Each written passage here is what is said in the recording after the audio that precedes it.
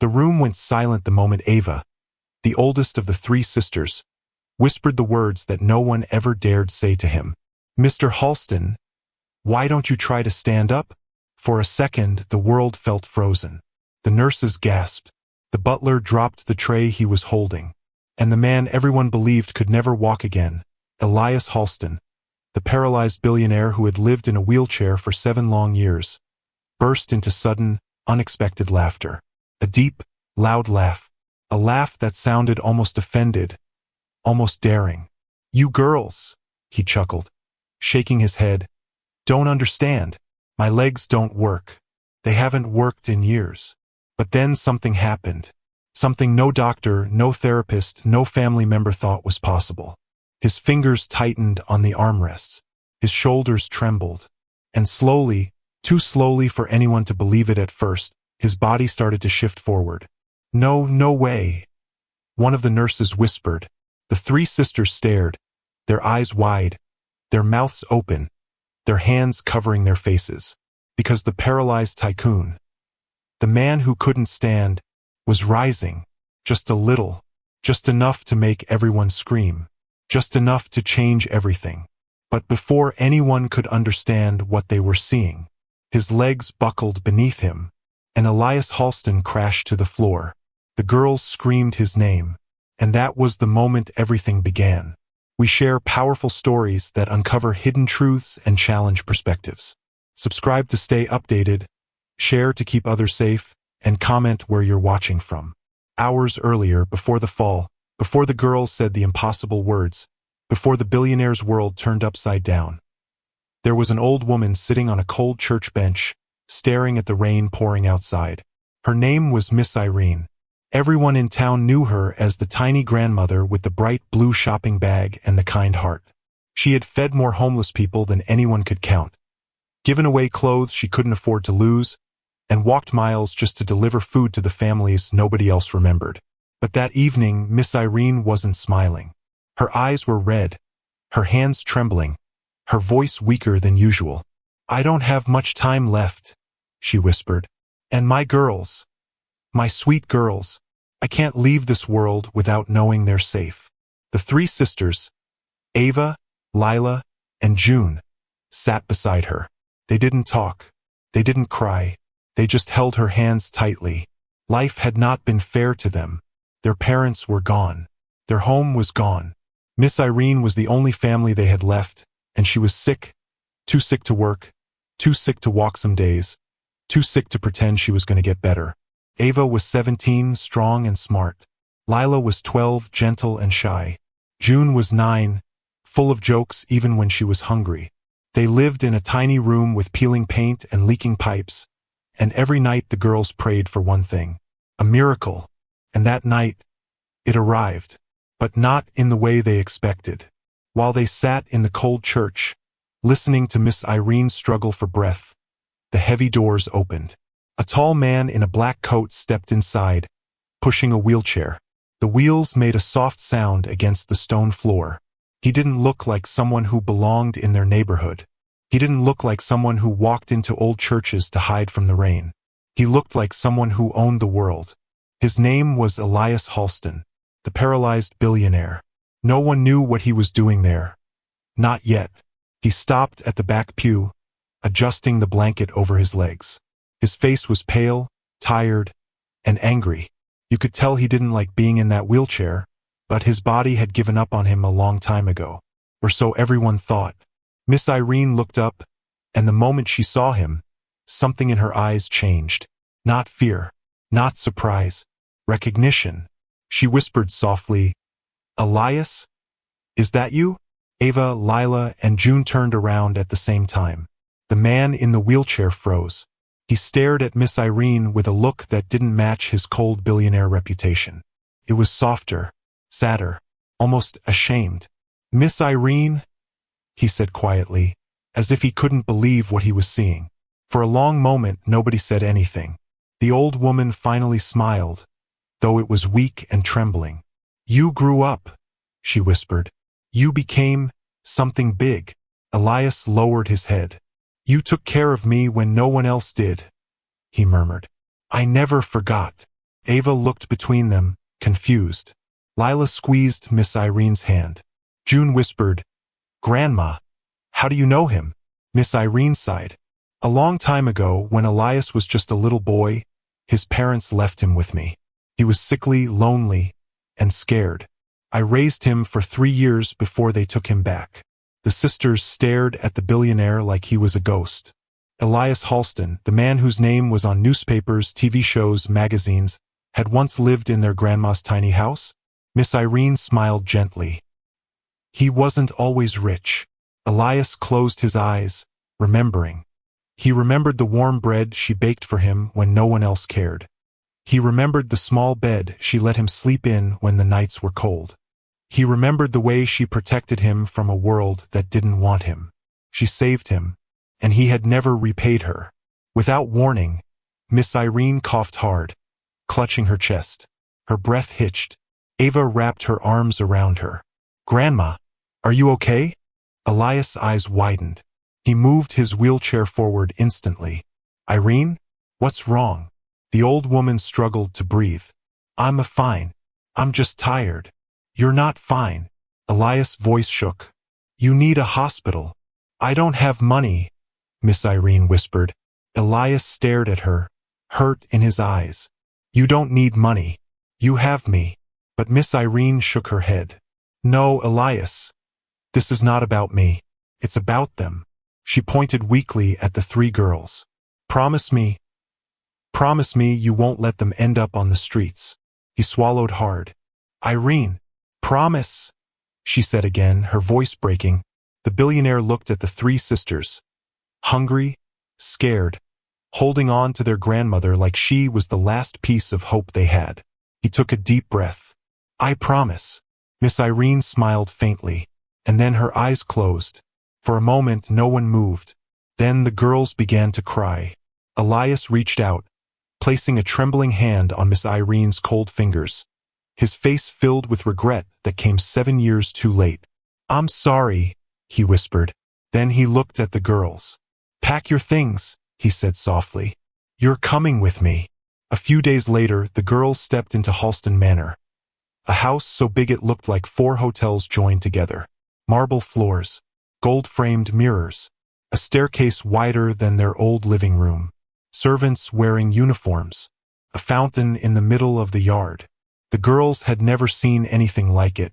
Elias watched them silently from his wheelchair. He didn't smile. He didn't talk much. He looked like a man carrying too many secrets. Ava noticed. Lila noticed. Even little June noticed. He cared about them, Miss Irene's children, but something in him was broken. Something deeper than his legs.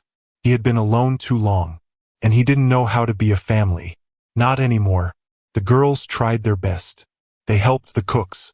They cleaned their own rooms even though they didn't have to. June made jokes to make Elias laugh. Lila drew pictures for him. Ava made sure the sisters never argued around him. Slowly, very slowly, he began to soften. Some days, other days he shut everyone out, staring out the window, locked in memories he never explained. The staff whispered that he hadn't stood in 7 years, that he tried every surgery, every therapy, every doctor, but his legs were completely dead. The girls believed it, until the day they didn't. It happened in the sunroom, 2 weeks after they moved in. Elias was trying to reach a book on a shelf but couldn't. His chair was positioned wrong, and frustration filled his face. Ava watched him quietly. Then she said the words no one expected. "Why don't you try standing?" Everything stopped. He stared at her, hard. Then he laughed. A laugh full of disbelief and pain. But the sisters didn't back down. Lila whispered, "Maybe you can. Just try." June nodded. Grandma always said miracles come when people don't expect them. He looked from one face to another. 3 girls who believed in him when he didn't even believe in himself.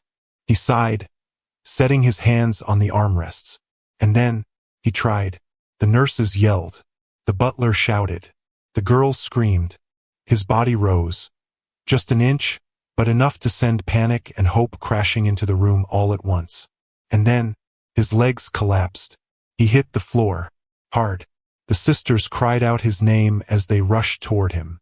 And right there, on that cold marble floor, something started. Something none of them understood yet. Something big. Something dangerous. Something life-changing. But before they could help him up, a loud bang echoed from the hallway, followed by a scream. The girls froze. Elias' eyes widened. Something or someone had just arrived at Halston Manor, and it wasn't friendly. Chapter 2. The scream echoed through the long hallway like a warning. Ava, Lila, and June froze where they stood, their hands still gripping Elias' arms as he lay on the floor. The sound was sharp, terrified, and definitely coming from somewhere close. Elias' expression changed instantly. The shock of falling vanished from his face, replaced by something else. Fear. Not fear for himself, but fear for the girls. Ava, he whispered urgently. Take your sisters. Move back. Now.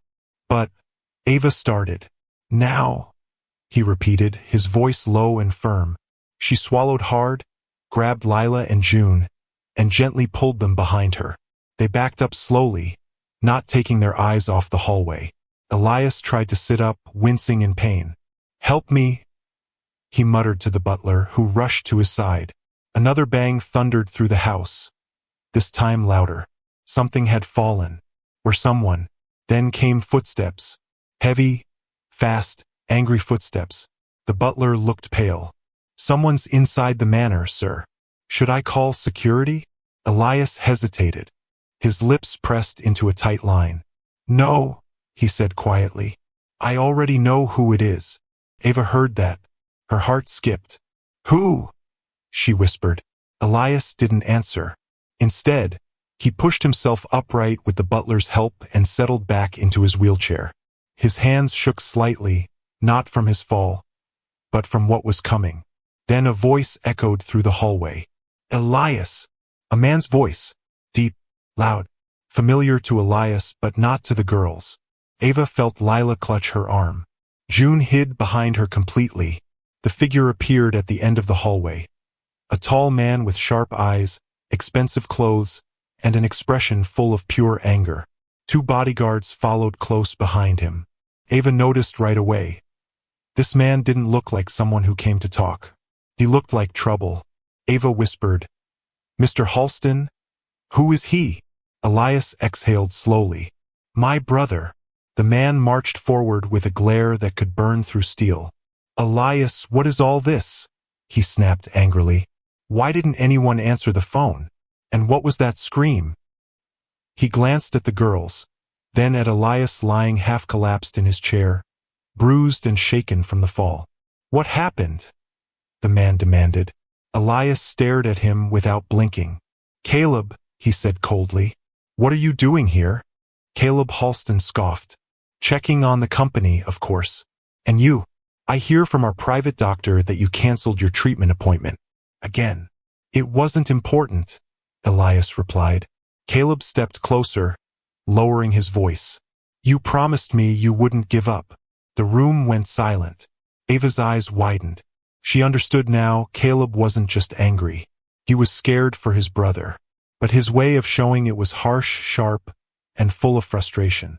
Caleb, Elias said quietly, you shouldn't be here. And why not? Caleb snapped. Because of them? He pointed directly at the girls. Lila stepped back. June grabbed Ava's hand. Elias' eyes hardened. Don't talk about them that way. Caleb's face shifted from anger to shock. So it's true. That rumor circulating online. You adopted these strangers. He looked at the girls like they were a problem he didn't want to solve. Ava stepped forward. We're not strangers. Miss Irene. I don't care who your grandmother was. Caleb cut in coldly. This house is not a charity center. Caleb, Elias snapped. That's enough. But Caleb kept going. You think adopting kids will fix anything? You can't walk, Elias. You're barely running the business anymore. Everything is falling apart. Elias' jaw clenched. Caleb, leave. No, Caleb said. Not until you explain what is going on. Ava looked between the brothers. One was wounded but calm. the other angry but afraid. She could tell their relationship was messy, full of love twisted by pressure, fear, and too many secrets. Then Caleb noticed the bruises on Elias' arms, the dirt on his clothes, the pain on his face. "Did you fall?" Caleb asked sharply. Elias tensed. Ava, without thinking, answered. He tried to stand. Caleb's head whipped toward her. His eyes widened in shock. "What did you say?" Ava froze. Lila squeezed her hand. June hid behind her. Elias closed his eyes for a moment, disappointed but not surprised. "She didn't mean," he began, but Caleb cut him off. "You tried to stand?" Caleb repeated, voice shaking. "Are you insane? You could have broken your spine again." Then he turned on the girls. "And you three told him to try it?" His voice boomed through the hallway. Ava flinched. Lila nearly cried. June grabbed her sister tighter. "That's enough," Elias barked. "You don't get to yell at them." Caleb turned back to him, furious and confused. "She told you to stand up? And you actually, what? Tried?" "Elias, why?" Elias looked down at his hands. The room stayed silent for several long seconds. Then, softly, he said, "Because they believed I could." The hallway went still. Caleb stared at him like he had never heard something so unbelievable. Ava felt her heart jump. She didn't know why that moment felt important, but it did.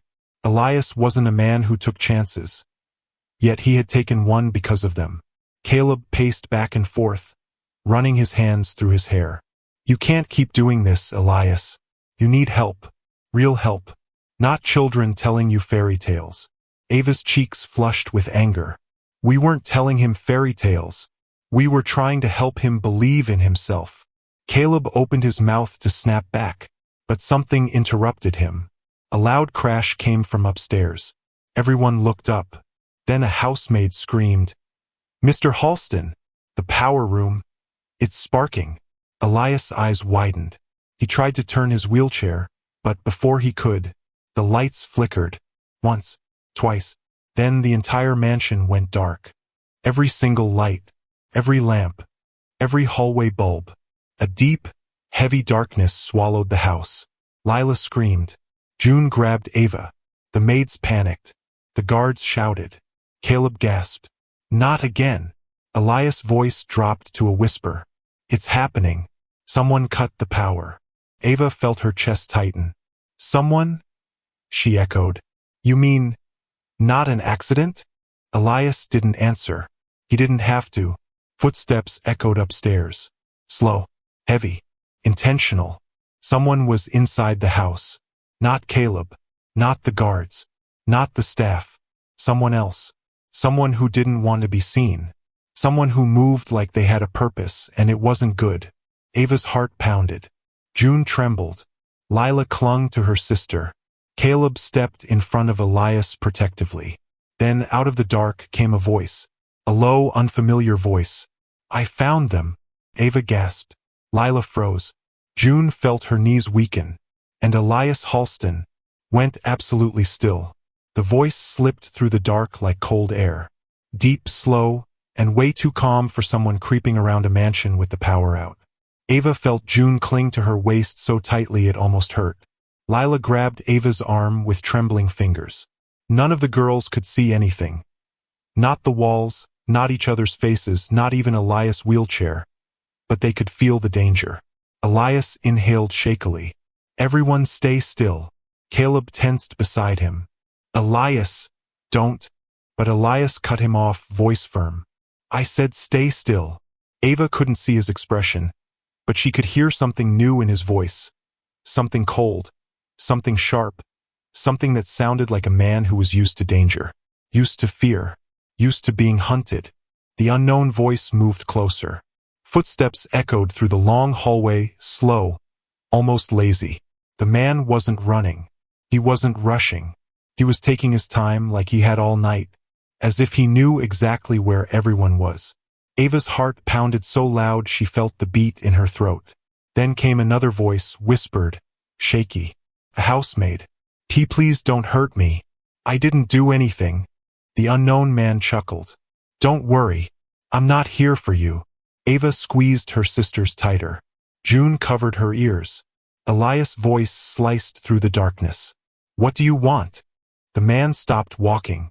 For a moment, there was nothing but silence. Then, isn't it obvious? Ava felt her stomach twist. She didn't like that voice. She didn't like what it sounded like. Full of anger, revenge, and something else she couldn't name.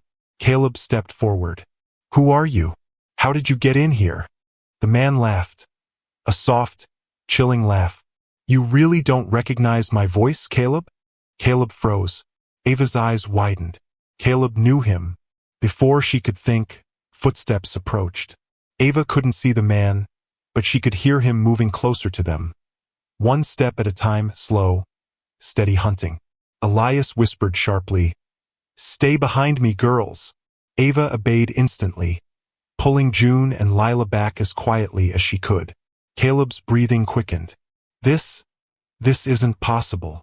Oh, but it is, the man answered. And I've been waiting a long time for this moment. A distant spark snapped from the direction of the power room. Then another. Then a small flash, just enough for Ava to see a silhouette. Tall, broad shoulders, a mask covering his face, and in his hand, a metal rod glowing faintly red from heat. June whimpered. Lila gasped. Ava's heart nearly stopped. The flash disappeared, swallowing them in darkness again. Caleb stumbled backward. No, you're supposed to be in prison. The man's voice sharpened. I was. For 7 years. Because of you. Ava's breath caught. 7 years. The same number of years Elias had been paralyzed. That wasn't a coincidence. Elias' voice turned icy. You shouldn't have come here. Oh, I should have. The man snapped. I owed you both something. He stepped forward again. Ava pulled her sisters closer as she whispered, What does he want? Lila shook her head, terrified. June hid her face in Ava's shirt. Then the unknown man spoke again, and this time, his voice was filled with pure hatred. These little girls you brought here, they weren't part of my plan at first, but maybe they should be. Ava felt every muscle in her body tense. He wasn't just after Elias. He was after them. Caleb suddenly stepped in front of Elias' wheelchair, shielding him. You're not touching them. Oh? And who's going to stop me? The man asked, amused. And then, the emergency generator kicked in. Lights flickered, buzzed, and finally clicked on. The hallway flooded with dim, yellow emergency lighting. Everyone could see again, and what they saw made their blood run cold. The intruder stood just 10 feet away. Tall, muscular, wearing a black jacket and a dark mask that covered everything except a pair of furious eyes. But it wasn't the mask that made Ava shiver. It was the symbol on the man's sleeve, a broken chain. Ava didn't know what it meant, but Elias did, and Caleb did. Both brothers went completely pale. The man lifted the glowing metal rod slowly, pointing it at Elias. 7 years ago, he said, you left me to rot. Now I'm here to return the favor. Caleb stepped forward fast. You're not hurting him. The man tilted his head. Still trying to protect your brother, Caleb? Even after everything he hid from you? Caleb froze. What do you mean? The man chuckled. Oh, he didn't tell you? Elias didn't fall off the balcony accidentally. He didn't crash during a charity event. He didn't injure himself in some heroic rescue. No. He pointed at Elias' legs.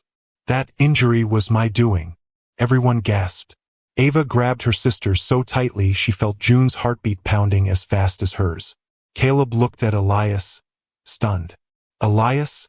Is that true? Elias didn't speak. He couldn't. His silence was the answer. Caleb staggered back, shocked, hurt, betrayed. You never told me. The masked man took another step forward. This isn't just revenge. It's unfinished business. He pointed the glowing rod again, this time at the girls. And I'm starting with them. Ava's heart stopped. Lila screamed. June burst into tears. Elias' eyes filled with a rage Ava had never seen in him before. Don't you dare touch them, he growled. The man smirked beneath his mask. Or what? You can't even stand. Ava saw Elias' hands tighten on the armrests. Caleb noticed too. Elias, don't, he whispered. You can't try that again. But Elias didn't stop. His arms trembled. His shoulders shook. His whole body strained like he was fighting a war inside himself. And then, for the second time, he tried to rise. The masked man laughed. You really think you can stand? You couldn't even stay upright for 2 seconds. But then the laugh cut short, because Elias Halston, the billionaire who hadn't stood in 7 years, lifted himself, higher than before, higher than anyone expected. Ava gasped. Lila choked on her breath. June's tears stopped in shock. Caleb's jaw dropped. The masked intruder stepped back, startled. Elias' legs trembled. His body shook.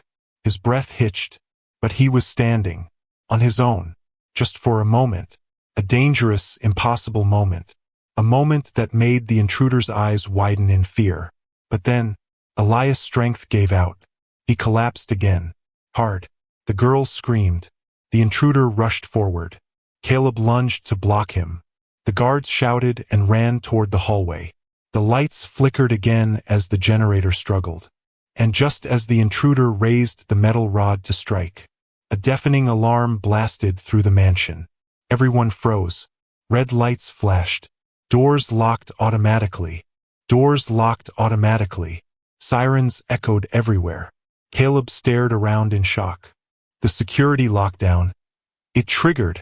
The masked man cursed under his breath. He looked at the girls, then at Elias, then at the hallway window. Ava's eyes widened. He's going to run, she whispered. And she was right. The intruder sprinted toward the window, smashed through the glass, and vanished into the night. Gone. Like a shadow swallowed by darkness. The alarms kept blaring. The mansion lights flickered red. Elias lay on the floor, breathing heavily, his eyes locked on the broken window. He's back, he whispered. And he won't stop. June whimpered. Lila shivered.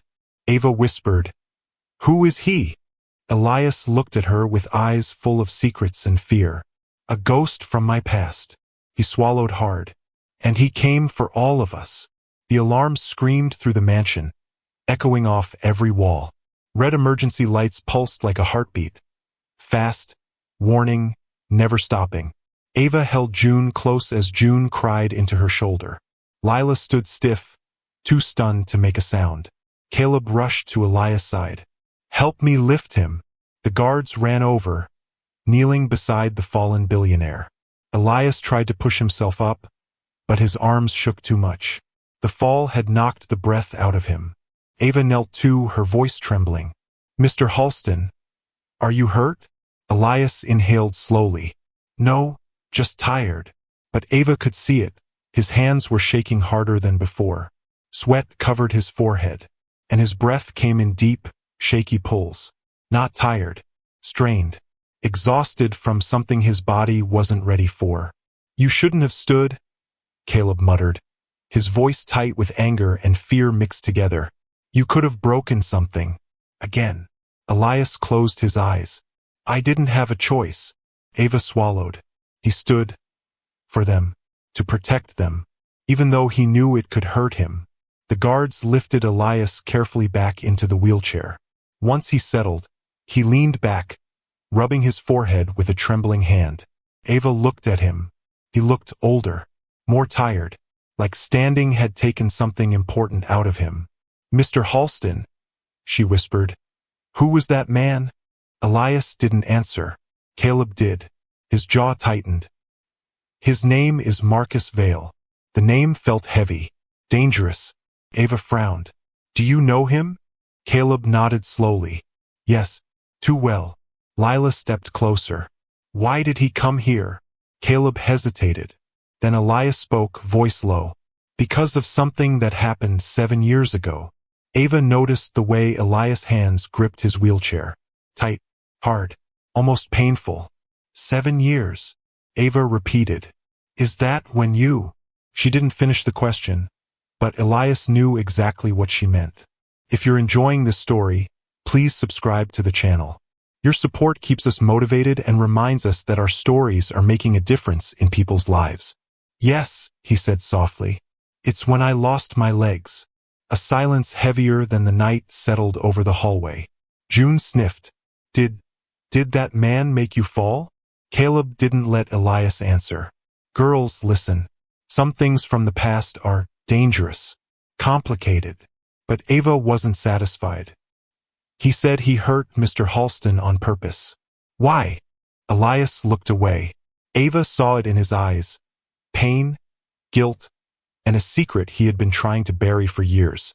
Then a guard approached quickly. Sir, the intruder left footprints outside the window. There's blood too. He cut his arm, breaking the glass. Caleb nodded. Track him. Don't lose his trail.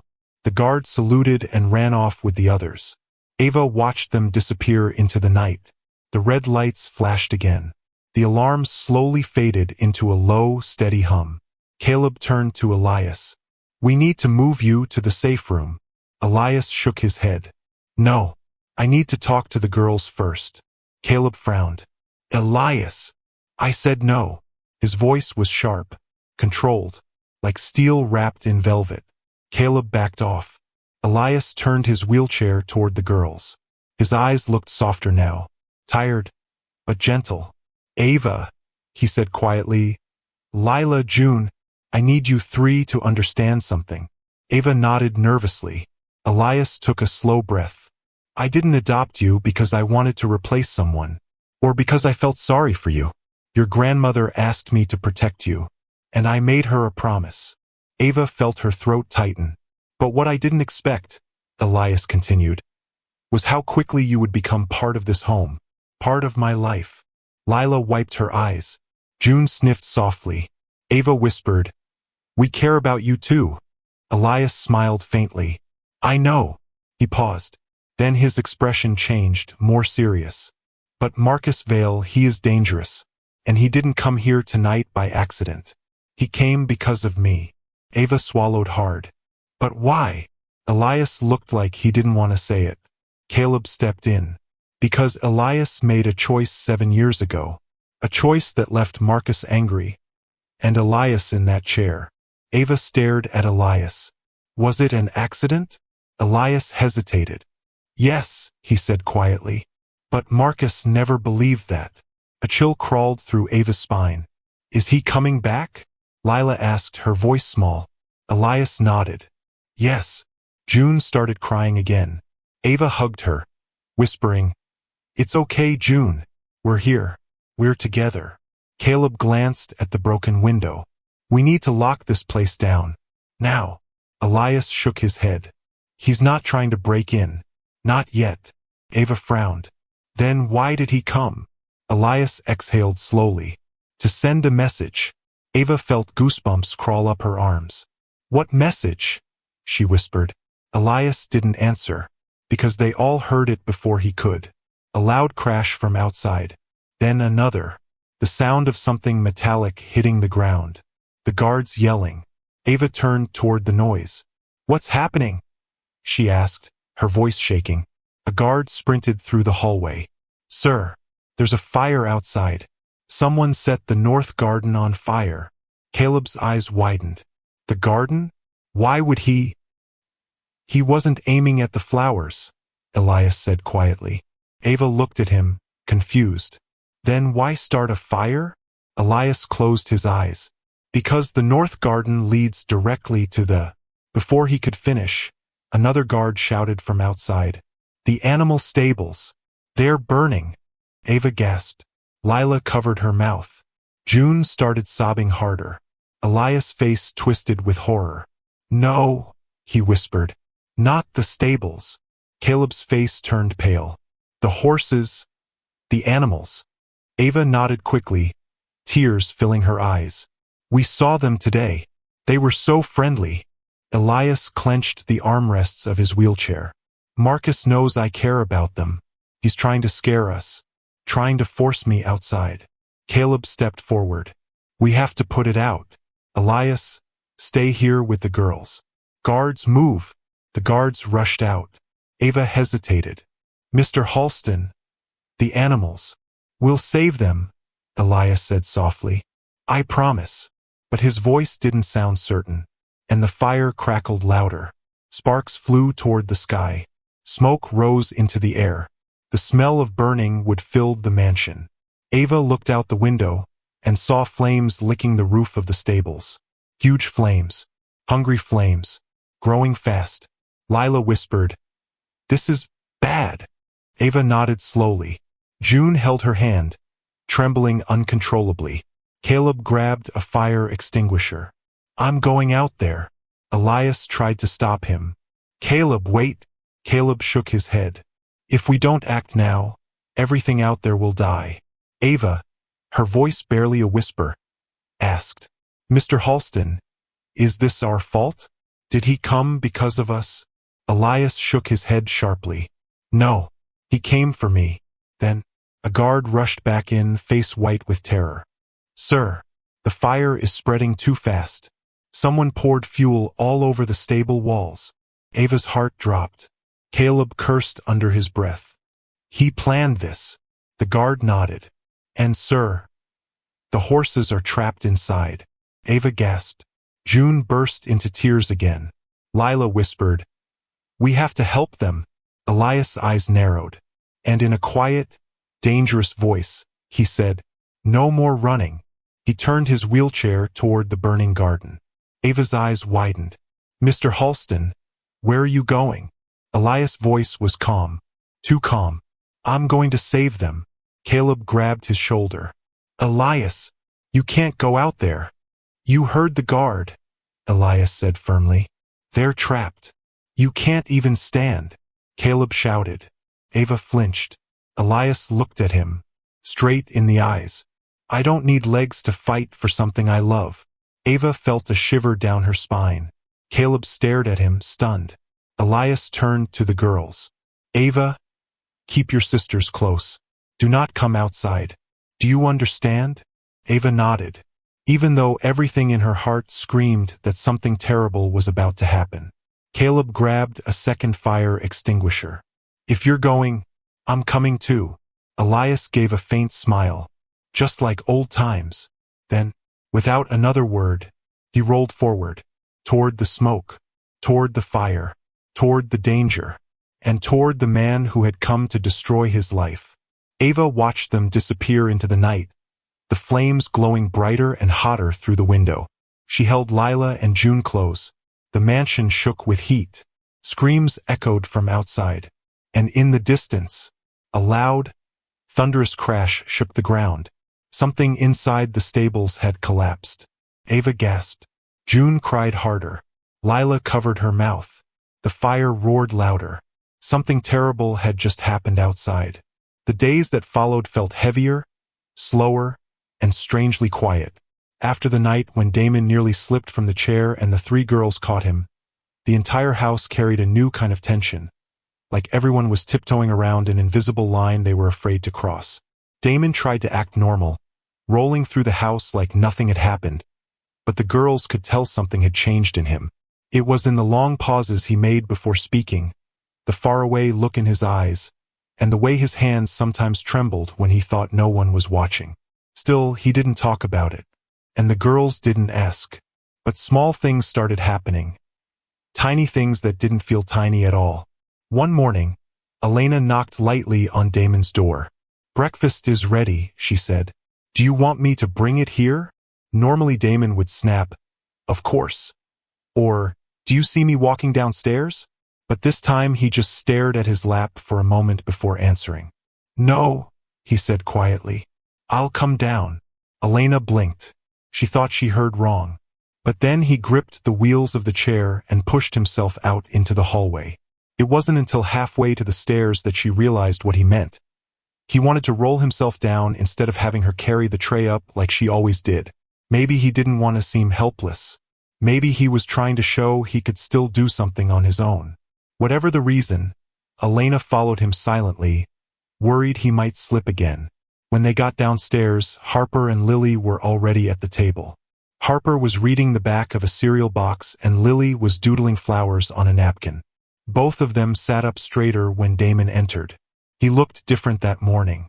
Maybe it was because he actually tried to sit tall. Or maybe it was just that he didn't look angry for once.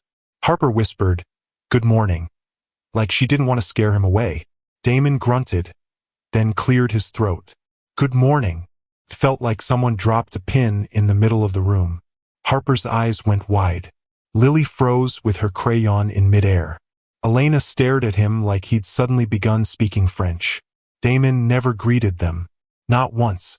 But instead of snapping at their shock, he awkwardly lifted his fork and poked at the scrambled eggs Elena had made. He didn't say thank you, but he didn't complain either. And somehow, that tiny bit of silence felt like progress. After breakfast, Lily ran off to the backyard to check on the tomato plants she insisted Damon buy for her.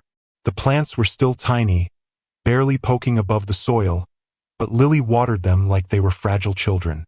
Damon watched her from the window for a moment. His expression softened, only slightly, but the girls saw it. He was trying. That was the low event of the morning. But the day wasn't done. Later in the afternoon, Elena was balancing a laundry basket on her hip when she heard Damon call from his office. "Elena? Come in a minute." She put the basket down and stepped inside. Damon was staring at his laptop with a strange look, like he'd opened a door to a memory he wasn't ready to face. "I need help," he muttered. "With what?" she asked. He pointed to the screen. It showed a list of charity requests, letters from people asking Damon for help before he disappeared from public life. Some were years old. Some were brand new. They were stacked in folders he hadn't touched since his accident. "I used to answer these," he said. "But after I ended up in this chair, people forgot about me. Or I pushed them away. I don't know which." Elena quietly stepped beside him. "What do you want me to do?" "Read them," he said. "Tell me which ones matter." Elena's heart softened a little. He didn't ask her because he needed a servant. He asked because he trusted her. So she began reading. Messages from single mothers. Letters from kids in rough neighborhoods. Requests for food, shelter, school supplies. And one from a small community center asking for help rebuilding their roof. "That one," Elena whispered. "They help kids after school. It sounds important." Damon nodded. "All right, put it to the side." Elena kept reading. Damon kept listening. Hours passed without either of them realizing. It wasn't until Harper poked her head in and asked, "Is anyone hungry?" that they realized the sun had already set. This new rhythm continued into the evening. Damon talked more. The girls listened more. It felt like something was shifting in him. A slow thawing of a frozen heart. Then came the next low event. Lily entered the room holding her small notebook. "Can I show you something?" she asked Damon. He looked surprised. Kids usually avoided him. "What is it?" She opened the notebook. Inside were drawings, little sketches of the four of them. Elena, Harper, Lily, and Damon in his wheelchair. But the version of Damon she drew wasn't angry or cold. He was smiling. Damon stared at it for a long time. "Why did you draw me like that?" he asked quietly. "Because I think you look like that on the inside," Lily said. "Or maybe you will someday." Something cracked in his face. Just for a second. A tiny, sharp tremble in his jaw, like he wanted to cry but refused to let himself. He closed the notebook and gave it back to her without a word. But Lily didn't seem hurt. She just hugged him around the arm, gentle and soft, like hugging a scared animal. Damon didn't pull away, and that would have been enough. A peaceful end to a strange day. But life never ended peacefully for long in that house. That night, while the girls were cleaning up in the kitchen, Damon tried to reach a glass jar on a high shelf in the pantry. He stretched his arm up, grabbed the jar, and immediately realized he made a mistake. His chair rolled backward, hard. He lost his balance completely. The girls heard the crash, a loud, sharp sound that made their hearts leap into their throats. "Damon!" Elena screamed, running toward the pantry. She wasn't prepared for what she saw. Damon wasn't in his chair. He was on his knees, not lying flat, not collapsed, kneeling, like his legs had caught him. His eyes were wide, his breath shaky. Harper gasped. Lily covered her mouth. Elena stared at him in pure shock. He slowly, very slowly, lifted one hand to the shelf beside him and pressed down. His legs trembled beneath him, but they weren't completely still. For the first time in 3 years, his legs had moved. If you're enjoying this story, please subscribe to the channel. Your support keeps us motivated and reminds us that our stories are making a difference in people's lives. He swallowed hard, staring at his own body like it belonged to someone else. What just happened? He whispered. Before Elena could answer, before anyone could breathe, his legs twitched again, stronger this time, and Damon looked up at them with fear, confusion, and something else. Hope. The next moment hit like a storm. Damon's legs jerked, and he tried, without meaning to stand. The pantry went silent as the impossible began. For several long seconds, no one breathed. The pantry felt too small, too still, like the walls themselves were holding their breath. Damon's hands trembled against the wooden shelf, his knees wobbling beneath him. He wasn't fully standing, no, not yet, but he wasn't on the ground either. His legs were holding weight, real weight. Damon, don't move, Elena whispered, her voice shaking. I'm not trying to, he answered, breathless. His eyes darted from his legs to the girls, like he needed them to confirm he wasn't dreaming. Harper stepped forward slowly, as if approaching a wild animal that might bolt at any moment. Are you okay? Should we get your chair? No, Damon said quickly. Wait. He tightened his fingers on the shelf, trying to stay balanced.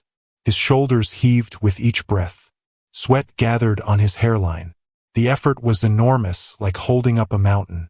But his legs, they didn't give out. Not right away.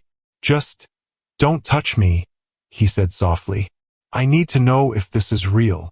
Elena nodded, even though her heart screamed to rush and help him. She wrapped her hand gently around Lily's shoulder, keeping her from running forward. A full minute passed like that. Damon's chest rose and fell like waves crashing onto a shore. And then his legs twitched again, stronger this time, and he gasped. Something's happening, he whispered, but the moment couldn't last. His knees buckled. Harper lunged forward. Elena followed.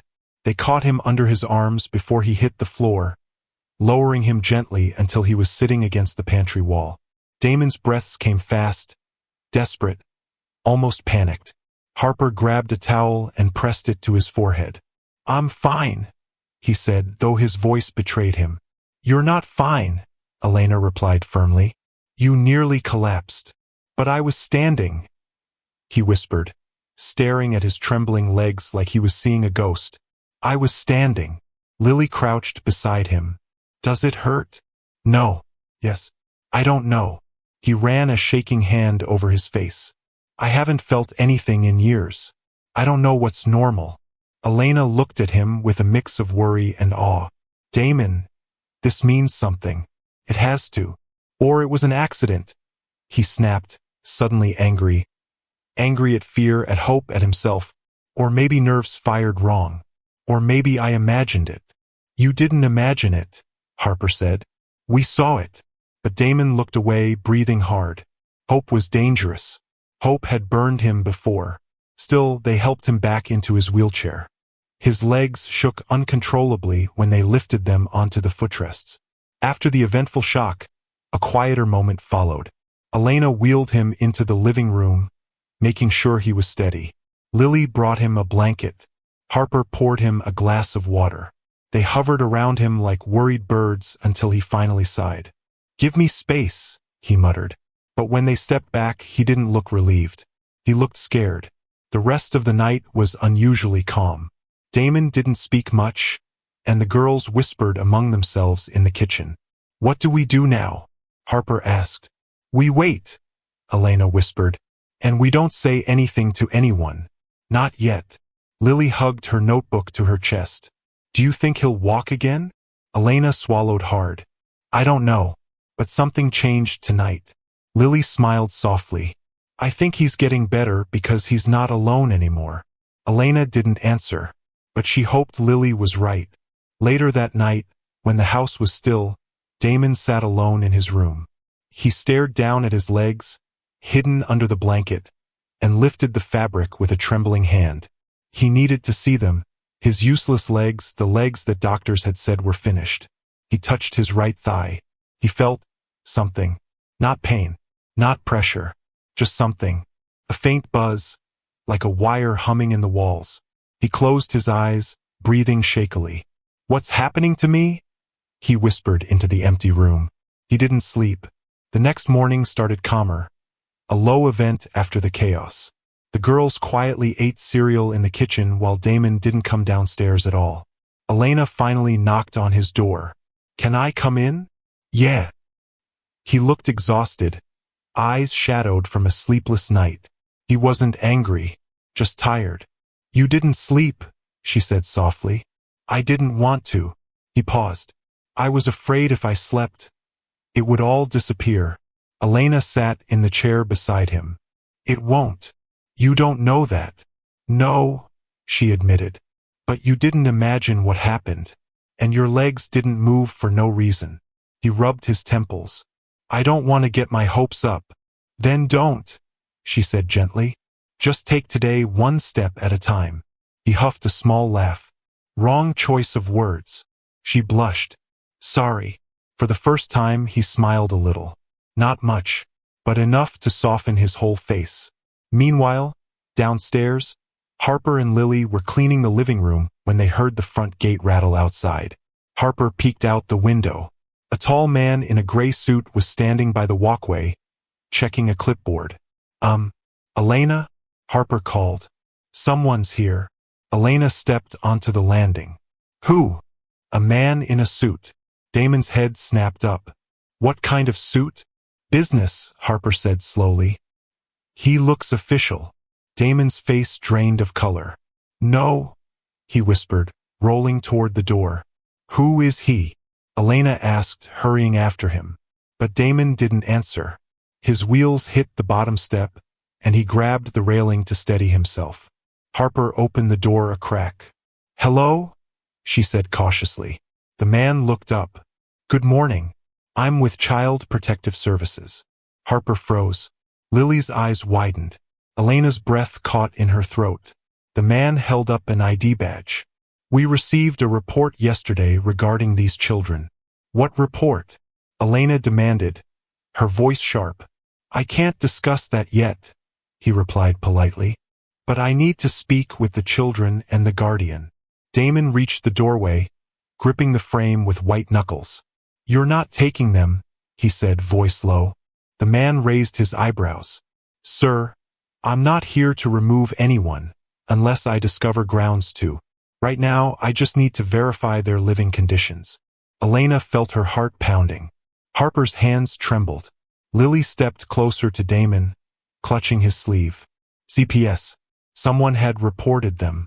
The man cleared his throat. "May I come in?" And just like that, the energy in the house snapped tight, tense enough to choke on.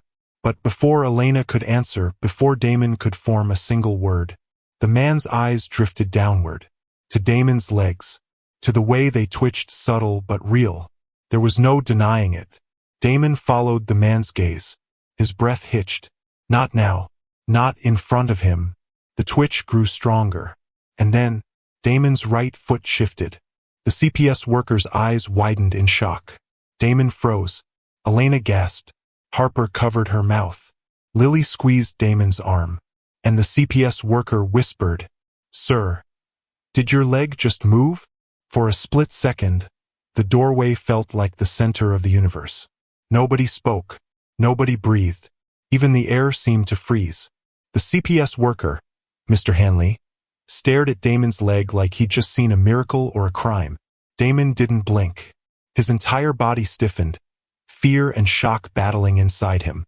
It didn't move," Damon said quickly, forcing the words out. "But I saw. It didn't move," Damon repeated, sharper this time. The girls flinched at his tone. Elena stepped between them gently. "Sir, please just come inside. We'll explain whatever you need to know." Mr. Hanley hesitated, then nodded and stepped in. He walked calmly, but his eyes kept flicking to Damon's legs as if trying to catch them moving again. And Damon knew it. His jaw clenched tight. He looked ready to explode or fall apart. The girls led the CPS worker to the living room. Damon rolled behind them, silent, tense, gripping the wheels so tightly his knuckles turned white. Lily sat close beside him. She didn't understand everything, but she sensed danger, like a storm forming in the distance. Mr. Hanley took out a notebook. "I'm here because someone submitted a concern about the children's safety." Elena's heart dropped. "Safety? What did they say?" "I can't tell you the exact report, but—" He looked around. "I need to see whether these girls are being neglected, mistreated, or put in unsafe conditions." Harper swallowed hard. "We're not being hurt. We're okay," Lily whispered. Mr. Hanley gave a sympathetic nod. "I'm glad to hear that, but I need to verify it myself. May I ask a few questions?" Elena looked at Damon. He gave a stiff nod. "Go ahead." The questions started simple, the low part of the chapter. How long had the girls lived here? Did they have their own rooms?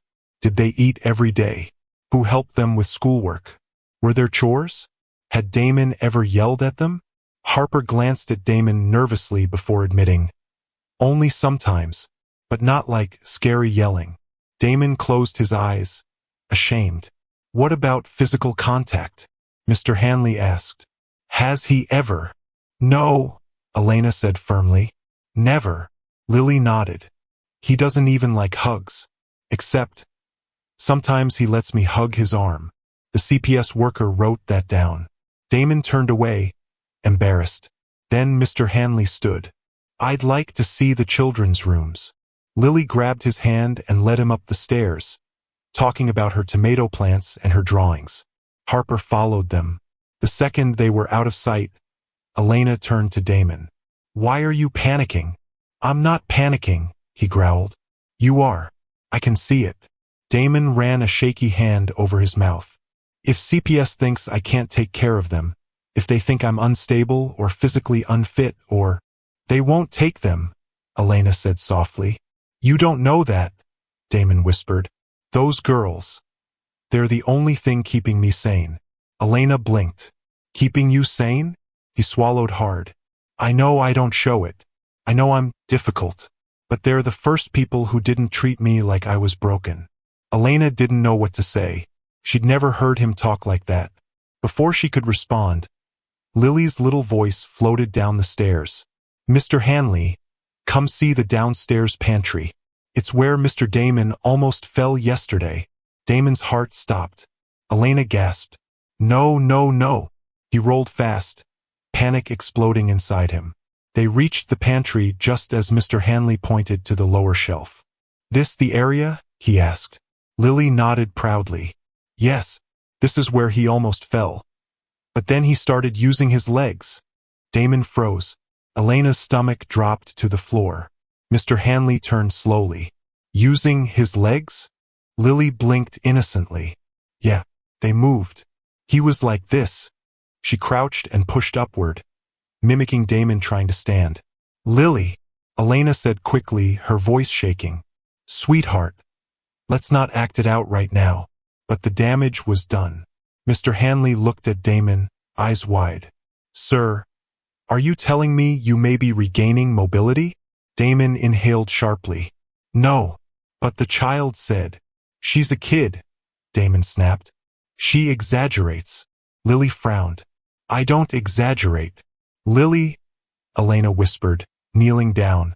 "Let the grown-ups talk, okay?" Mr. Hanley tapped his pen on his notebook thoughtfully. "Mr. Hayes, if you are experiencing sudden leg movement, that could mean a medical situation that needs immediate evaluation.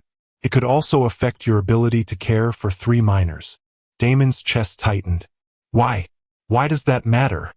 "Because unstable mobility can be dangerous for you and them." Damon's breathing quickened. "I didn't ask for my legs to move," he snapped. Harper stepped between them. "Can everyone stop yelling?" But it was too late. Mr. Hanley had already seen enough to raise questions. He closed his notebook.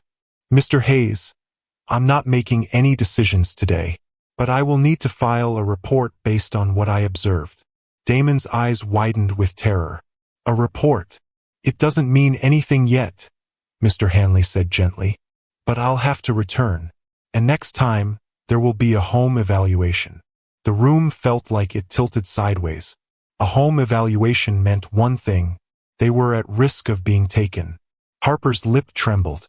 Lily clutched Elena's arm. Damon's breathing turned shallow and uneven. Mr. Hanley headed toward the door. I'll contact you soon.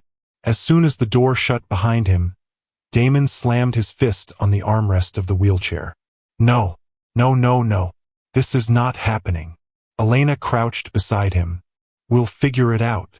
You don't understand, Damon shouted. If he comes back and sees anything else, if he thinks for a second that I'm unfit, we won't let that happen. But Damon was spiraling fast. They'll take them, he whispered. They'll take them and I'll be alone again. Harper ran forward. Damon, we're not going anywhere. You don't get to decide that, he barked. The girls flinched. Damon froze, realizing too late what he'd done. His throat tightened. I didn't mean. But Harper was already backing away, eyes glossy. Elena stared at him, disappointment and sadness on her face. And then, as if the world wanted to make the moment worse, Damon felt a sharp, stabbing twitch in his thigh. His leg jolted. Everyone saw it. Harper gasped. Lily covered her mouth. Elena stared, stunned. The twitch grew stronger, then another and another. Damon grabbed the arms of the chair, panic rising. No, no, not now. His legs began shaking violently, more movement than before, almost like his muscles were waking up all at once. Damon! Elena shouted. What's happening? I don't know. He tried to steady himself, but the motion only grew. His foot slid off the footrest. His knee jerked upward. Lily screamed. Harper reached for him. Elena lunged forward, and Damon's body lurched, as if preparing to stand. For one terrifying heartbeat, Damon thought he was about to be thrown out of his own body. His legs jerked so violently that he could barely grip the armrests. The chair rocked. Harper screamed his name again.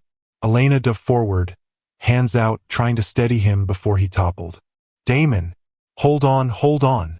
I can't, he gasped, as his legs twitched like they were being shocked by invisible electricity. His right leg kicked forward, then his left, then both trembled at once, shaking the entire chair.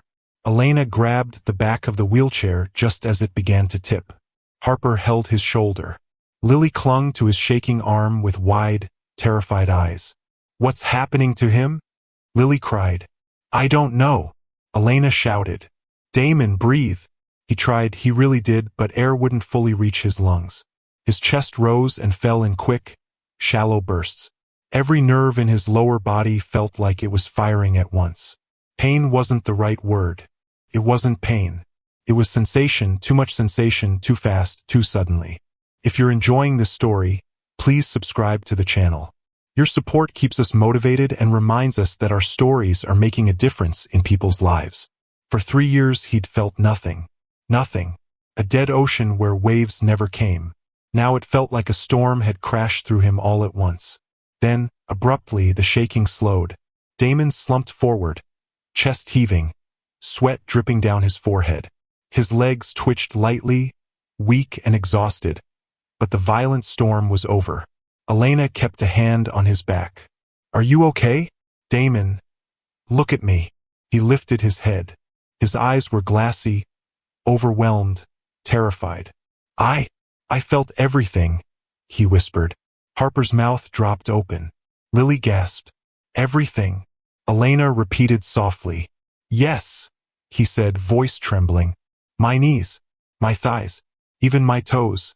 Elena, I felt my toes. The room fell silent. Lily whispered, Is that a good thing? Damon swallowed hard. I don't know. He looked down at his legs like they belonged to someone else. His brow furrowed, and he reached down with a shaking hand, placing it on his right thigh. He pushed gently. His leg responded with a faint tightening. He gasped again, this time in pure disbelief. Move, he whispered to it. Come on, move. Nothing happened. Then, a tiny twitch. Elena's eyes widened. Damon, Harper whispered. Is he healing? Lily's smile stretched wide. I told you you weren't broken, Mr. Damon.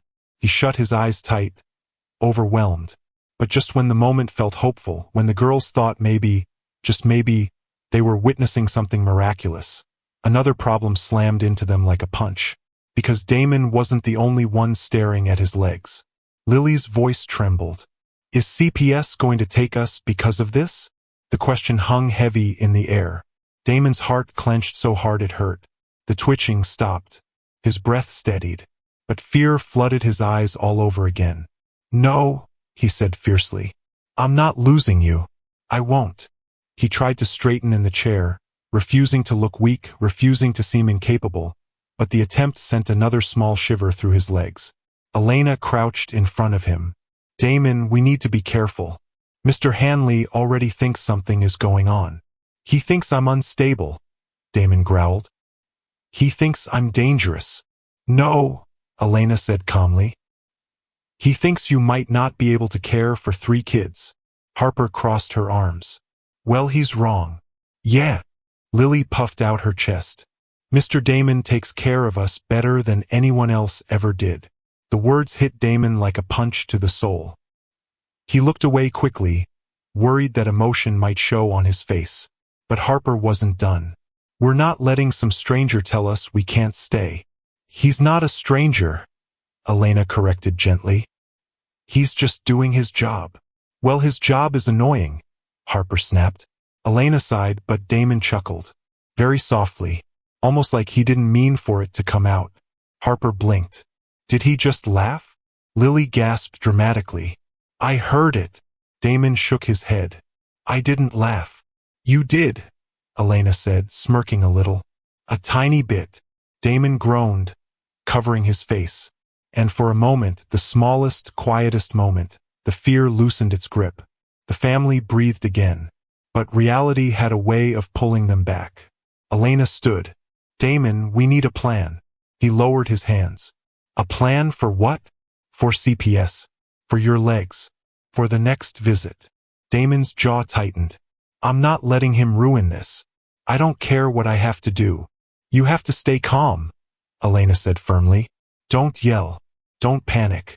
Don't act defensive. Harper nodded. Yeah, even if he says something rude, just pretend he didn't. And don't try to hide your legs moving, Lily added. He already saw it. Damon glared. I know he saw it. Then maybe, Elena said gently, you should tell him the truth. The truth, Damon barked. The truth is that my legs might be waking up after 3 years. If he thinks I'm unstable, imagine what he'll think if I tell him my paralyzed legs suddenly came back to life. Elena stayed calm. He'll think you need a doctor. I don't need a doctor, Damon snapped. I need time, and peace. And us, Lily whispered. Damon froze. The little girl stepped forward, placing her tiny hand on his knee. His knee that now trembled slightly under her touch. You need us, she said again softly. Damon's throat tightened so hard he couldn't speak. Elena watched the moment with warm, worried eyes. Harper stood beside Lily, nodding firmly. Damon didn't say the words. He couldn't. His pride wouldn't let him. But he didn't pull his knee away. He didn't push the girls off. He didn't pretend he didn't care. He just breathed. Slow, shaky, real. And just when the room felt calm again, just when everyone started to believe maybe things would be okay, Elena's phone buzzed loudly. She checked the screen. Her face drained of color. Harper stepped closer. What is it? Elena swallowed hard, hands trembling. It's a message from Mr. Hanley, she said. He's coming back. Damon's head jerked up. When? Elena looked at the screen, her voice barely audible. He's on his way right now. Rain hammered against the hospital windows as if the sky itself was angry. Mark Bentley lay in the bed, wide awake, staring at the ceiling while machines hummed softly around him. Doctors had ordered him to rest. But how could he? His mind kept replaying the same moment. The shock that shot through his legs when Anna shouted at him to stand. That impossible vibration. That spark. That terrifying, unbelievable sensation. He didn't tell the nurses what he felt. Not yet. He needed to understand it first. Or maybe he feared it. What if it was just his imagination? What if he opened his mouth, told someone, and they laughed at him exactly the way he laughed at the girls? His heart twisted. "Stand up," Anna had said. And for a second he almost did. The memory made him swallow hard. A knock came at the door. Not gentle. Fast. Nervous. Mark turned his head. It was Harper, still in her school clothes, hair soaked from the rain. Her lips trembled as she stepped inside, followed by Madison and Anna. All three girls looked scared, like they had seen something they shouldn't have. "Mr. Bentley," Harper said, voice small. "We need to talk to you." He pushed himself up a little. "What happened? Why do you look frightened?" Anna shut the door behind them. Her eyes were locked on him in a strange way, half worried, half confused, and a tiny bit angry. There was silence, a thick silence.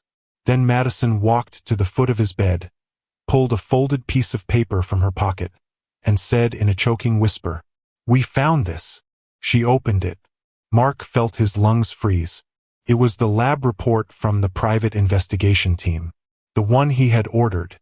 The one that said the three girls had no living parents but also hinted at something more. Something he wasn't ready to reveal. But the girls didn't know the deeper part of the report. They only saw the top page. And the top page was bad enough. "You hired people to investigate us?" Harper whispered. "Why?" Mark's hands went cold. He tried to speak, but no words came. He had never wanted them to find this out. Not now. Not like this. Madison's voice broke. "Do you think we're liars? Thieves? Are you trying to send us back?" Anna's shoulders shook. "We thought you cared about us." Mark felt his chest burn. Not with anger, no. With guilt. "I wasn't trying to hurt you," he said slowly. "I was trying to understand why three girls with no connection to me felt so familiar." The girls exchanged confused looks. Mark lifted his hand, shaking badly, and pointed to the drawer in the bedside table. "Bring me the folder."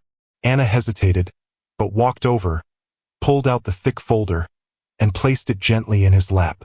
He took a deep breath. "There's more," he said. "More that you haven't seen." The girls leaned in. More silence. Then Mark opened the folder to the second page. One the girls hadn't read. One he never thought he'd show them. On that page, 3 photos. 3 baby photos. 3 names. Anna. Madison. Harper. Source: Bentley Children's Foundation Missing Records. The girls froze. Harper's mouth fell open. Madison stepped back. Anna's eyes widened so much they looked like they would burst. What is this?" Anna whispered. Mark swallowed. "You 3 were once part of a charity program my late wife and I funded. Before my accident. Before everything changed." He touched the corner of the photo with a shaking finger. "I didn't know it was you. I didn't even know the program lost 3 children after a fire destroyed the records. I only found out when my investigators matched your childhood files." The girls stood completely still. Thunder rumbled outside. Finally Madison spoke. Her voice cracked. "So, you knew us long ago?" Mark nodded. "I think fate brought you back. I don't know how or why. But the moment I met you, something inside me woke up." Anna whispered. "Is that why your legs moved?" His heart jumped. "You felt it too?" "Yes," she said. "Your fingers twitched. Your foot moved. I saw it." Harper gasped. Madison covered her mouth. Mark's throat tightened. "Girls, I don't know what's happening to me, but ever since you 3 entered my life, I've been feeling things I haven't felt in years." His voice softened. "I thought I was dead on the inside. I thought I was supposed to stay broken. But you changed everything." For the first time since entering the room, Harper stepped closer. "You're not sending us away?" "Never," Mark said firmly. "You are my family now." Madison wiped her eyes. Anna nodded slowly, still processing everything. Just as the tension in the room started to soften, footsteps thundered outside the hallway. Fast, loud. Too loud. Mark frowned. Who's that? Anna asked. Before anyone could move, the hospital door burst open. A tall man in a dark gray suit stood there, soaking wet from the storm, breathing heavily like he had run the whole way. His sharp eyes scanned the room, then locked on the three girls with a strange, almost hungry expression. Harper gasped and stepped back. Madison grabbed Anna's arm. Mark's heart dropped. He knew that man. Daniel Crow. If you're enjoying this story, please subscribe to the channel. Your support keeps us motivated and reminds us that our stories are making a difference in people's lives.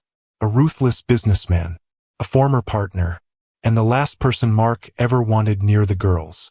Bentley, Daniel said with a slow, cold smile. We need to talk. Mark's stomach twisted into a knot. Daniel, what are you doing here? Daniel stepped inside, ignoring the nurses shouting behind him. I came, he said, eyes narrowing, because those three girls aren't safe with you. Anna's breath caught. Harper stumbled back until her shoulders hit the wall.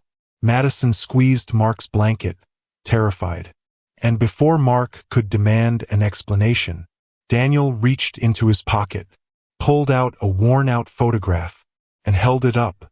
On the photo, three little girls, smiling, standing beside a woman whose face was scratched out. Daniel's voice dripped with poison. They belong to me. The room exploded in shock. Mark's heart slammed against his ribs. The girls froze in horror. Thunder shook the building. Daniel took one step closer, and in a low, dangerous whisper, he said, It's time they came home. The room felt like it had dropped into ice. Mark's heart raced. The storm outside pounded against the windows as if it knew the tension inside was about to break. The three girls pressed close to Mark, their faces pale, frozen, and terrified. Daniel Crow took another slow step forward, his eyes cold and calculating. You didn't think you could just take them in, did you? They're mine. Always have been. Mine. Mark's voice cracked. You have no claim over them. They belong to the Crow estate, Daniel said smoothly, pulling a thick, worn folder from his coat pocket. He flipped it open, revealing a set of legal documents, old birth certificates, and adoption papers. These papers were lost years ago, but the law never forgot. And neither did I. Harper stepped forward, fists clenched. We're not going anywhere with you, she shouted. Daniel's smile was chilling. I don't think you understand, little girl. I don't care if you say no. I have the law on my side.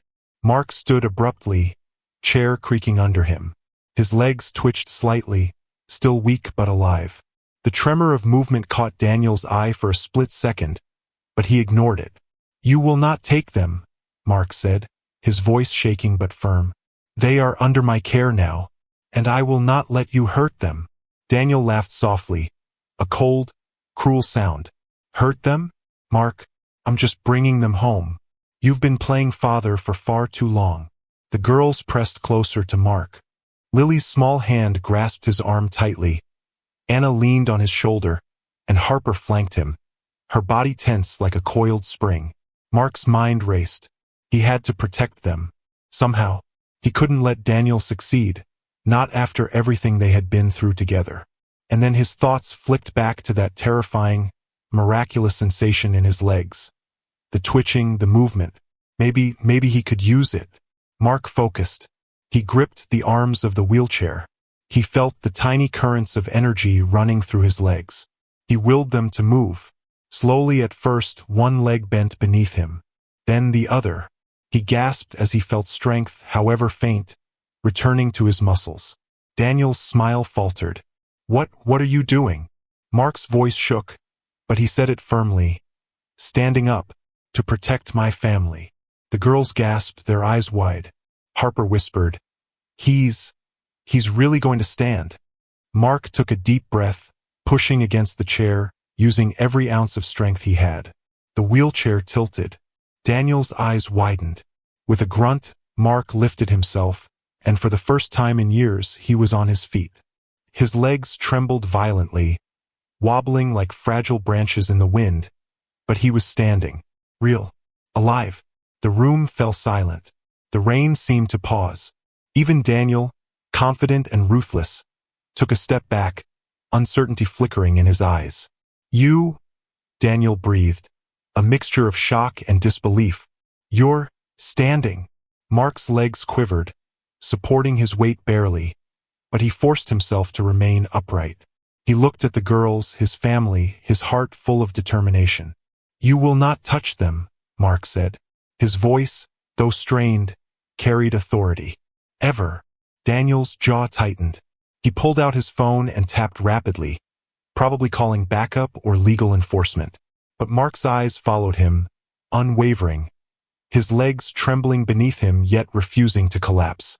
Suddenly, a loud crash sounded from outside the hospital room. The front doors slammed against the stormy wind. Daniel's attention snapped toward the noise, giving Mark just enough time to act. Harper grabbed a nearby four-pole. "We can distract him," she whispered. Mark shook his head slightly. "No, not yet. Let him see this." Daniel turned back, eyes narrowing. "What are you?" Mark lifted a trembling hand.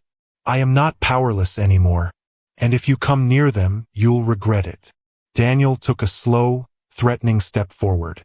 But as he moved, Mark shifted his weight. The sheer effort of standing was monumental, and yet something in his body, a mix of fear, adrenaline, and the mysterious sensation, kept him upright. Then something snapped. His legs surged with unexpected energy. A sharp, sudden pulse shot through his knees, stronger than before. He almost toppled but caught himself against the edge of the bed. Daniel's eyes went wide with disbelief. "How?"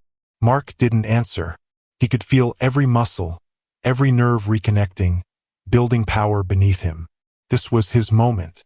This was the chance he had been waiting for. Suddenly, the sound of sirens approached outside. Lights flashed through the window. Harper's eyes widened. "Police?" she whispered. "Yes," Mark said, feeling a renewed surge of hope. "Help is coming, but we have to hold them off until they arrive." Daniel cursed under his breath and pulled out his phone.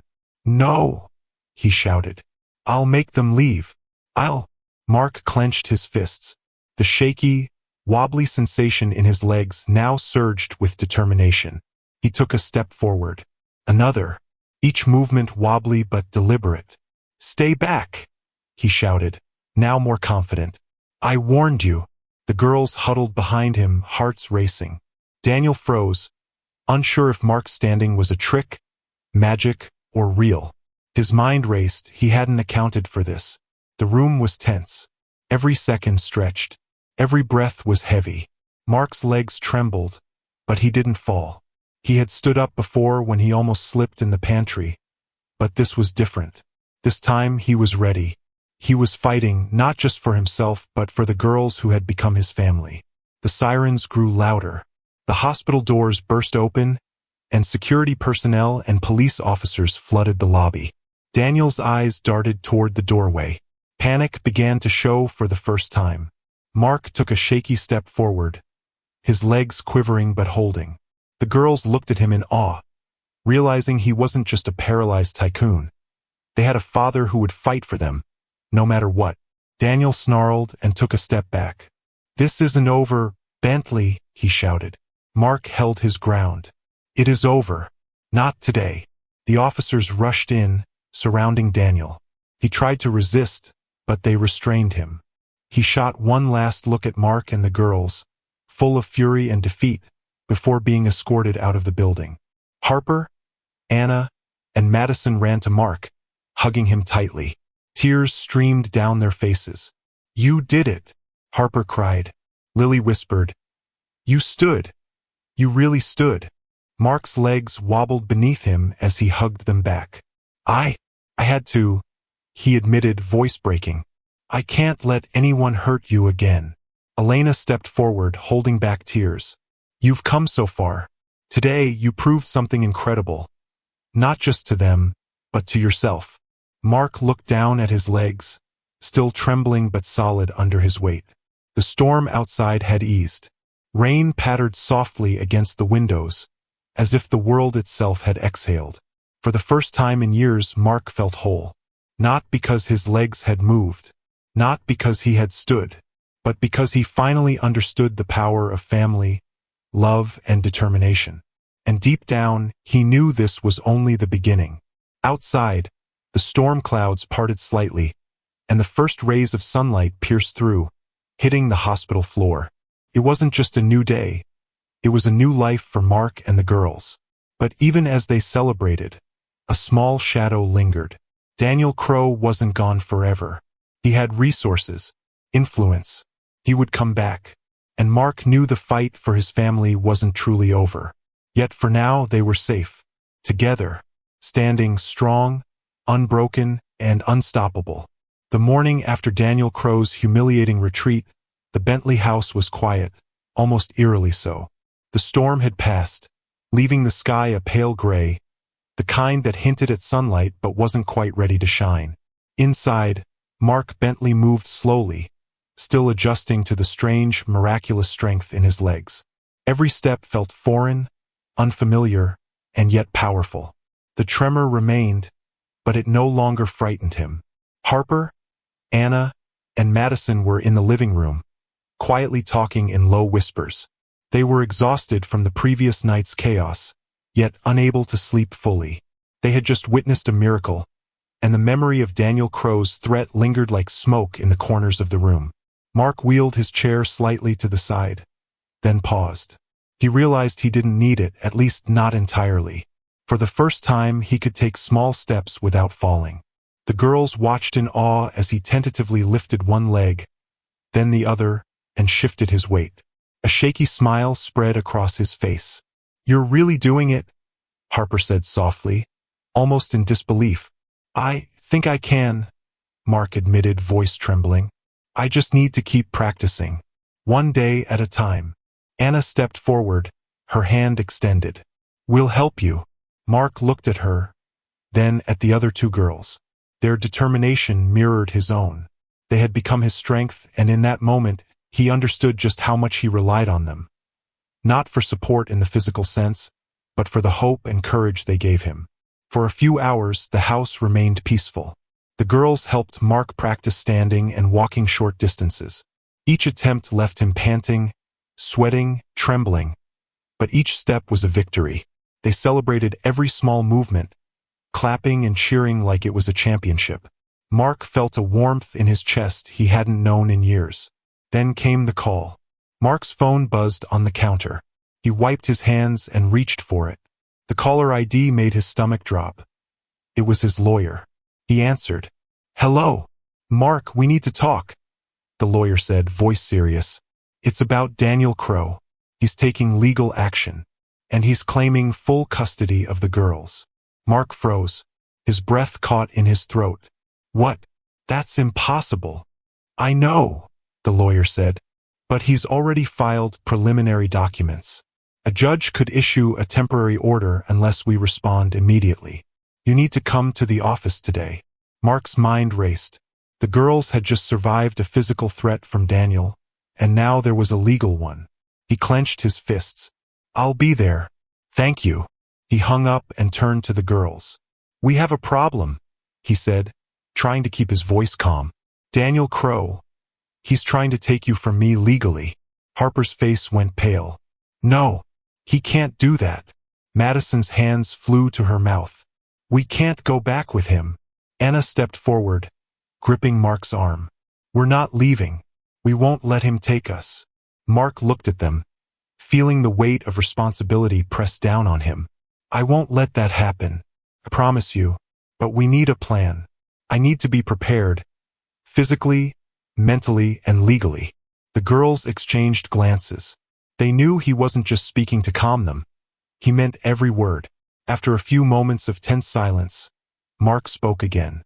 "I have an idea, but it will require all of us working together." "What is it?" Harper asked. "We need to strengthen our case," Mark said. "We need proof that you're happy, safe, and thriving here. And we need to show that I'm capable of caring for you, not just emotionally, but physically too." Anna frowned. "Physically? You mean your legs?" Mark nodded. "Yes, if I can demonstrate that I'm improving, that I can walk, move, and protect you. It strengthens everything. But I can't do it alone. I need you to help me every day, with patience and care. Can you do that? Harper and the others nodded eagerly. We'll do it, Harper said firmly. We're a team. Over the next few days, their routine became rigorous. Each morning, Mark practiced walking with Elena and the girls guiding him. Each step left him exhausted, muscles screaming, but progress was undeniable. With each small success, his confidence grew. Then came the extreme event, one they hadn't anticipated. It was a Thursday afternoon. The girls were at school, Elena had run an errand, and Mark was practicing in the living room. He had been making steady progress, managing to walk 10 steps without assistance. He paused to catch his breath when the front door suddenly slammed open. Mark froze. His legs stiffened instinctively. Daniel Crow stood in the doorway, dripping wet from the rain outside, a twisted smirk on his face. Thought I'd drop by, he said coldly. Can't leave things unfinished, can I? Mark's body tensed. His legs trembled, but he refused to fall. Get out, he said firmly. Daniel laughed. I don't think so. You're too weak to stop me, Bentley. Mark's fists clenched. He could feel the familiar surge in his legs, the strange electrical energy that had helped him stand before. But this time, fear tried to overwhelm him. The presence of Daniel, a man who had threatened his family once before, sent a wave of panic through his body. Daniel stepped closer, eyes locked on Mark's trembling legs. I've seen them move. Funny, isn't it? A broken man trying to act strong. Mark felt the tremor intensify. He swayed on his feet but didn't collapse. I am not broken, he said, voice strong despite the quiver in his legs. And I will not let you hurt them or me again. Daniel lunged. Mark's legs responded before his mind could fully register. The surge of strength, combined with adrenaline, allowed him to pivot just in time. He stumbled but regained balance. Daniel's hand grazed his shoulder, but Mark pushed back, using the momentum to step forward. Not today, Mark said. Daniel's eyes narrowed. He pulled back, breathing heavily, but Mark's stance remained firm. Every muscle in his legs quivered violently, but they held. Daniel realized for the first time that Bentley might not be as powerless as he had thought. The tension stretched. Every second felt like an eternity. Mark's legs shook, but he refused to yield. Daniel's expression flickered between rage and disbelief. Then, a sharp knock echoed through the house. Police! A voice shouted. Daniel cursed under his breath. He glanced toward the front door and realized the officers were arriving sooner than expected. Panic flashed across his face. Mark felt his legs surge again. Not just tremble, but pulse with renewed energy. It was as if the body that had been dormant for years was finally waking fully. Daniel backed toward the door, knowing he was outmatched. The police entered, officers rushing past him, securing the perimeter. Mark didn't move. He didn't need to. The sight of the authorities and the strength in his legs was enough. Daniel was restrained, shouting threats that fell on deaf ears. The girls arrived just as he was being escorted out, their faces pale but relieved. Harper, Anna, and Madison ran to Mark, hugging him tightly.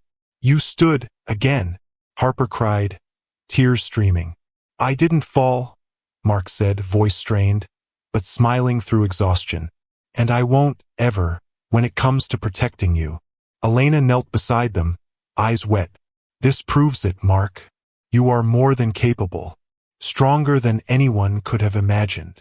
Mark looked down at his trembling legs. They were alive. They were strong. They were his. And now, more than ever, he knew he could fight for the girls, not just emotionally but physically too.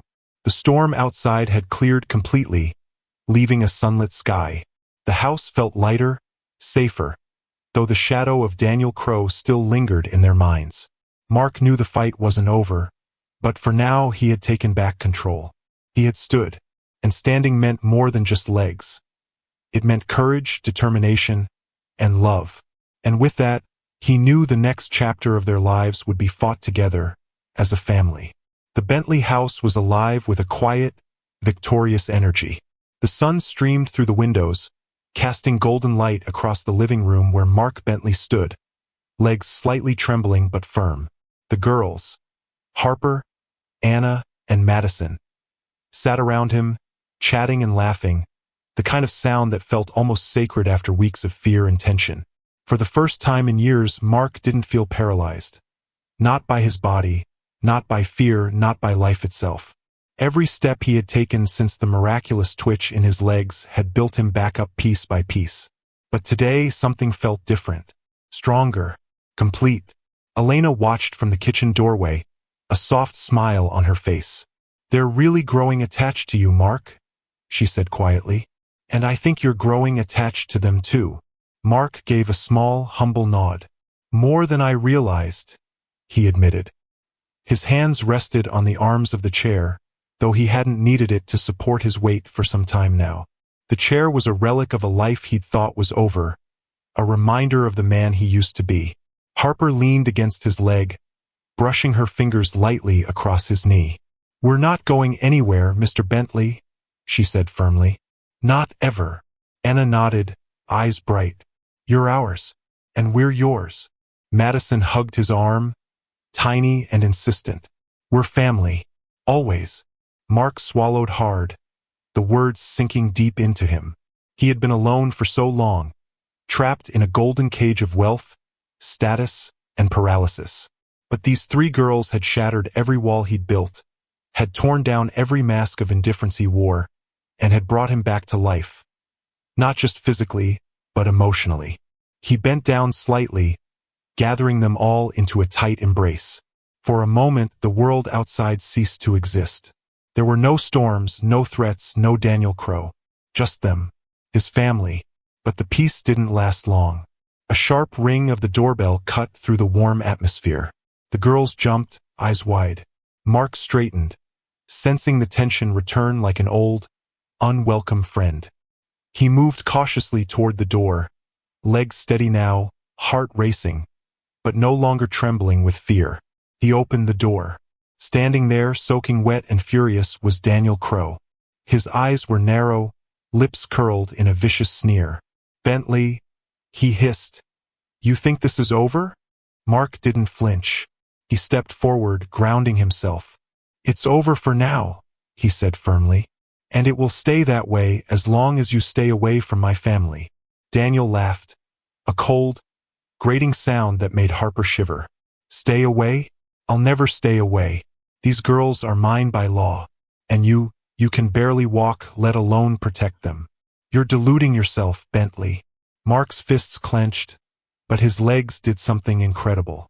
They surged forward, trembling but powerful, carrying him closer to Daniel. "I am not deluded," he said, voice steady. "And you will not touch them. Ever." The standoff stretched for a tense moment. Daniel's expression wavered, not with fear, but with anger. He reached for his phone, likely to call for reinforcements. But before he could, the sound of sirens approached again, and police lights flashed through the trees.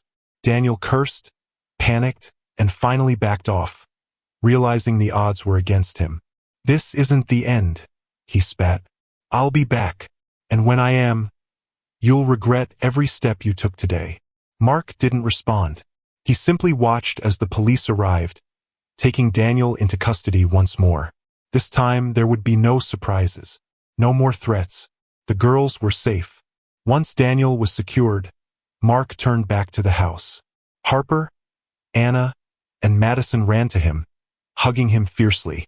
"You stood up again," Harper whispered, tears in her eyes. "You really did it. You're our hero." "I didn't do it for me," Mark said, voice soft. "I did it for you, for all of us, because we're a family." The girls smiled, a mix of relief, joy, and love shining on their faces. For the first time, they felt truly safe and truly together. Over the next few weeks, life began to settle into a new rhythm. Mark continued his physical therapy, walking further each day, sometimes without assistance. The girls helped, cheering him on, laughing at his occasional wobble, and celebrating every tiny victory. Elena stayed close, offering support, guidance, and encouragement.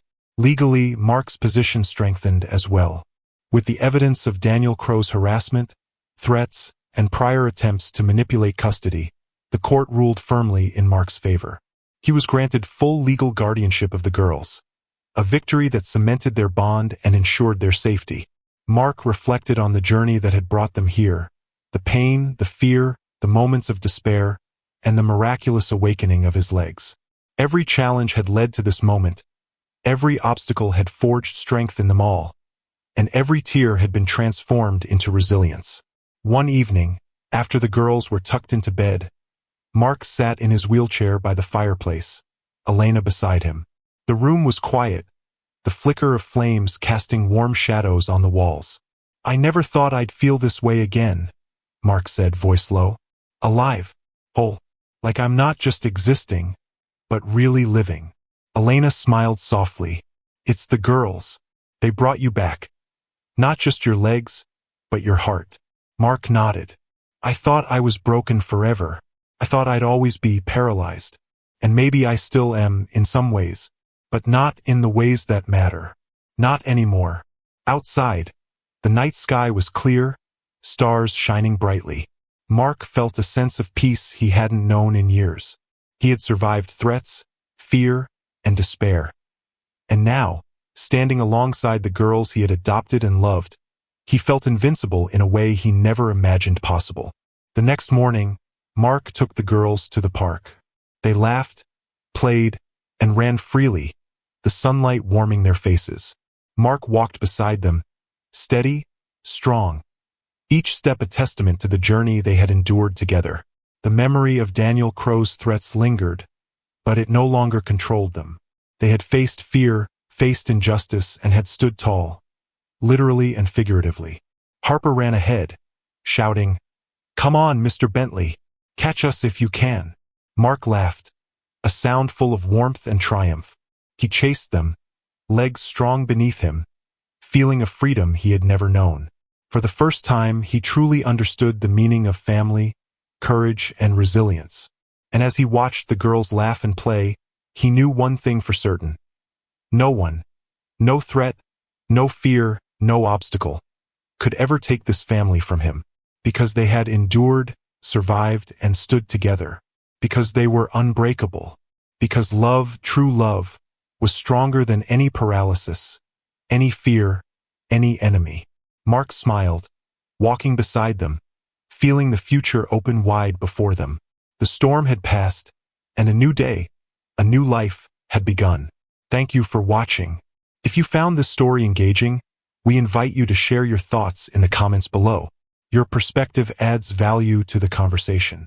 To stay updated with future stories exploring themes of race, inequality, and the unexpected choices that shape lives, please consider subscribing to this channel. Your support helps us continue creating meaningful and thought-provoking content.